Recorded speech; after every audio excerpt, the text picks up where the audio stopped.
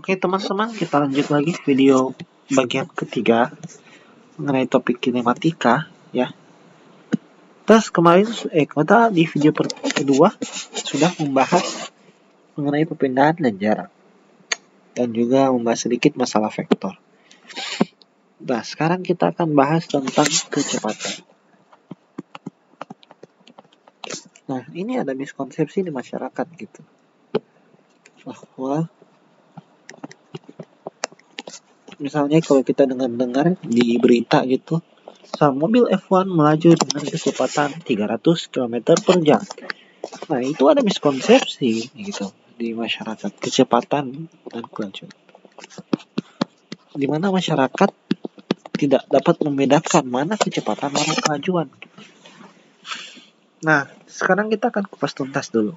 Nah, misalnya tadi sebuah partikel ya. Nah, sebuah partikel gitu, partikel P, dia bergerak dari titik A gitu. Terus dia bergerak ke B dengan kecepatan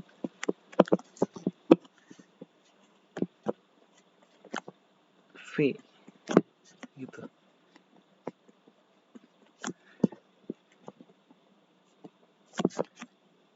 Nah, lintasannya seperti ini.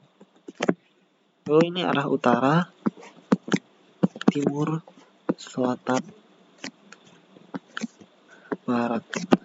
Dan kalau kartesiannya I, J. Ini Z. K ya. Nah, maka dari sini kalau kecepatan itu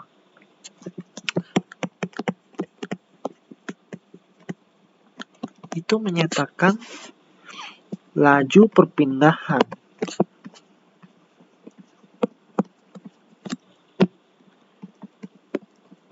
benda. Nah, oke. Kita sudah dapat definisi dari kecepatan. Ini kita garis bawahi. Laju perpindahan.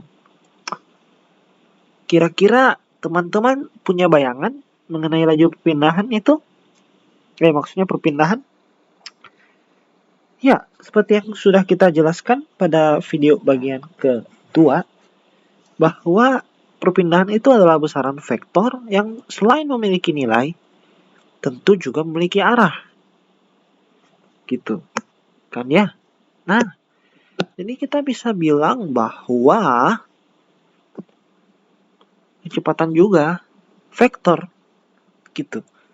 Yang mempunyai nilai dan juga arah. Begitu. Nah, berarti kecepatan itu adalah vektor juga. Nah, jadi kecepatan itu adalah laju perpindahan benda.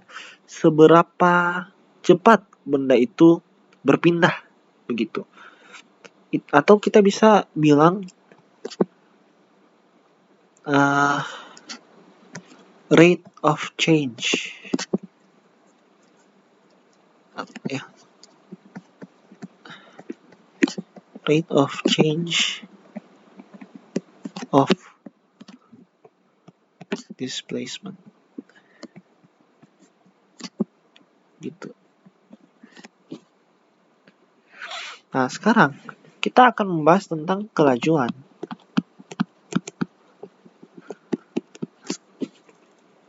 Nah, jadi sudah kita jelas ya. Kecepatan itu juga adalah vektor. Yang artinya kita harus mengetahui juga arahnya kemana selain nilainya. Dan jangan lupa, kita butuh kerangka acuan juga. Nah, jadi ini kita perlu tambahkan laju perpindahan benda menurut kerangka acuan tertentu. Begitu. Nah, sekarang kita bahas tentang kelajuan. Kelajuan itu mirip-mirip sebenarnya dengan kecepatan. Hanya bedanya adalah definisinya ini. Laju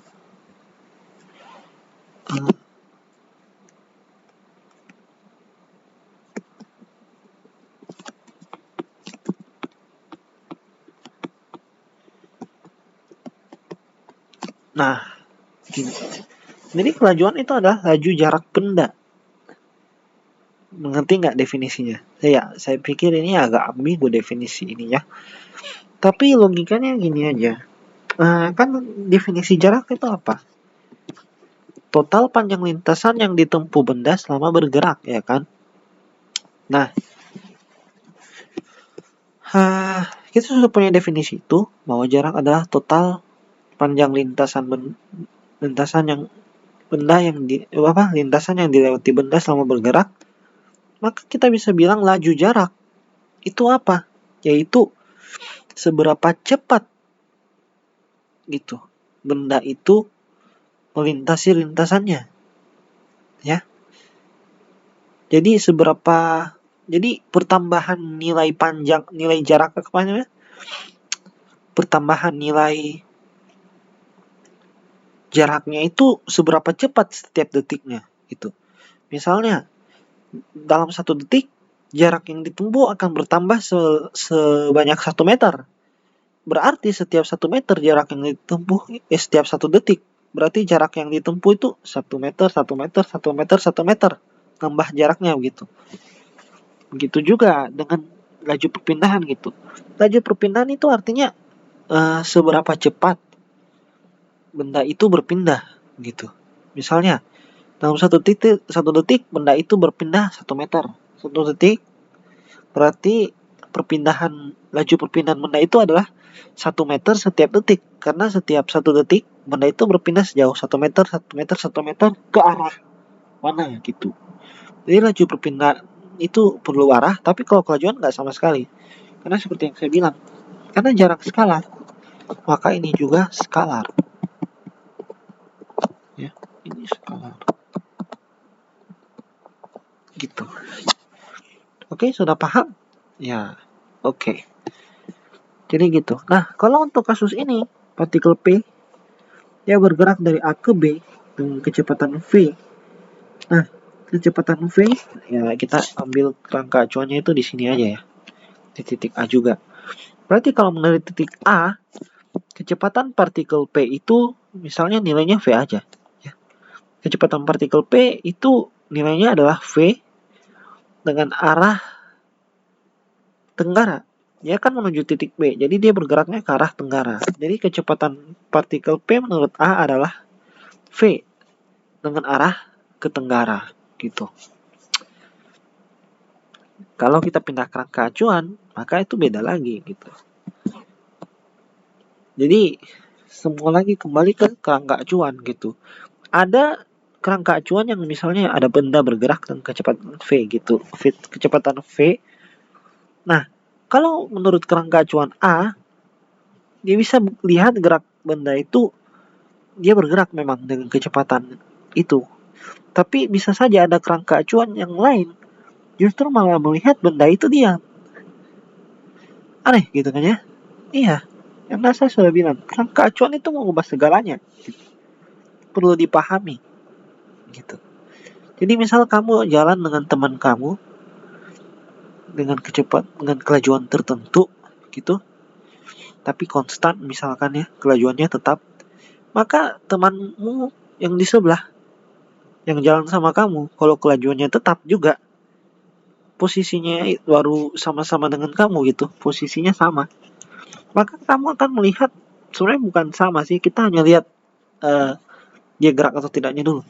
Maka kamu akan melihat bahwa menurut kamu, temanmu itu nggak bergerak karena posisinya terhadap kamu itu nggak berubah-berubah. Gitu. You see him never move. Maaf ya, pakai sosok bahasa Inggris lagi. Jadi kamu lihat dia nggak bergerak menurut kamu, karena posisinya menurut kamu itu nggak berubah. Jadi kita bisa bilang syarat bergerak itu apa? Yaitu selama ada perpindahan posisi menurut kerangka acuan tertentu. Kalau nggak ada perubahan posisi, nggak akan bergerak. Itu bukan dinamakan gerak. Gitu. Oke? Saya rasa cukup sampai di sini video kita untuk bahas kecepatan dan kelajuan. Di video selanjutnya kita akan bahas mengenai percepatan. Terima kasih atas perhatiannya dan terima kasih.